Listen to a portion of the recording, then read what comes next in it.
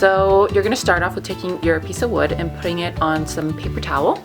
I just had some kind of wooden logs lying around at home, so I just kind of sawed off one piece of it about this thick. You can choose your thickness.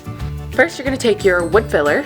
It doesn't really have to be the color of the wood. I found this just in my basement, so I've been using this.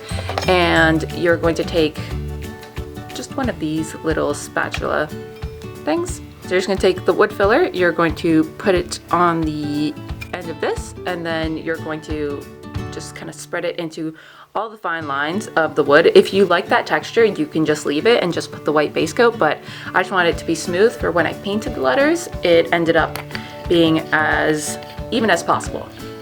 Alright, so after you've done that, you are going to take your white paint. I used unbleached titanium because I just wanted it to be an off-white kind of color, give it a rustic feel, and I was using brown paint, so these two went really well together. But if you want it to be a more crisp, classic look to it, you can use a white base and black paint on top for the letters. But you can basically just kind of pick and choose whatever you'd like to do, whatever suits your room or wherever you're putting it. So you're gonna do 2 coats of your base coat color. I just use this brush right here.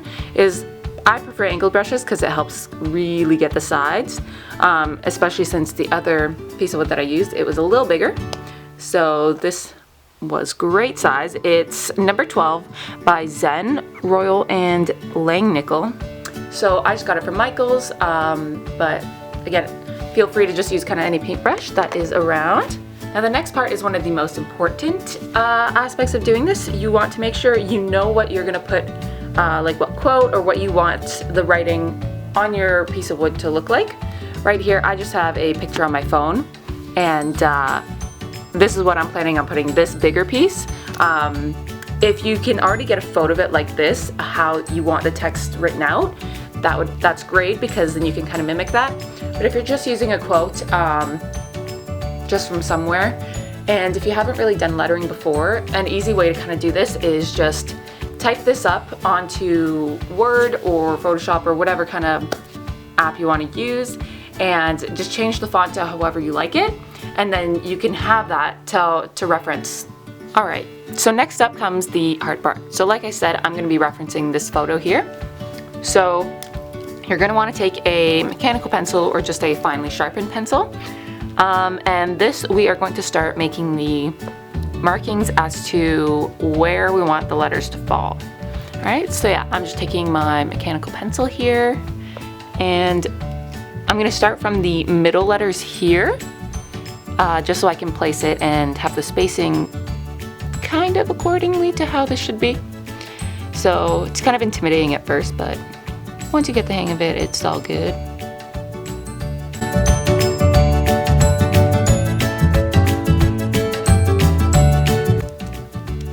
If you make a mistake and you don't like where it is, you can easily erase it. That's the good part about acrylics, because it dries kind of plasticky, so it's easy to just erase right off.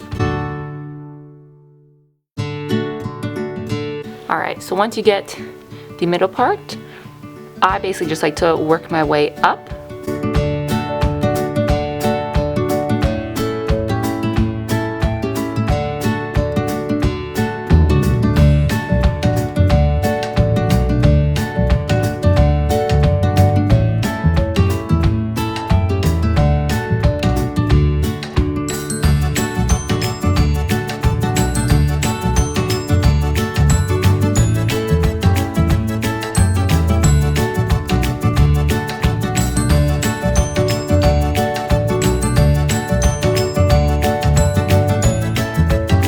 Alright, so now that you've got all the lettering done, you can go ahead and add in all the little details and flowers. If you want to do it differently, you definitely can.